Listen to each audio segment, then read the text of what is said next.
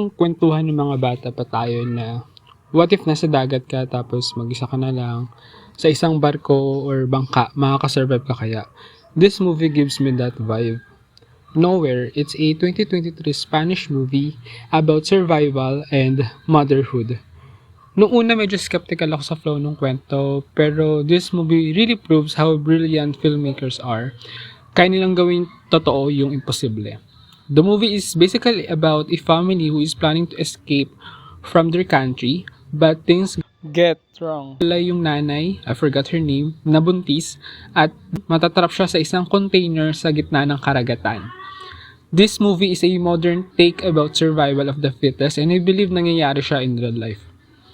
Paano ka kaya mabubuhay na ikaw lang sa gitna ng kawalan, tapos all you have is mga gamit na parang sa umpisa hindi talaga pwedeng gamitin to survive.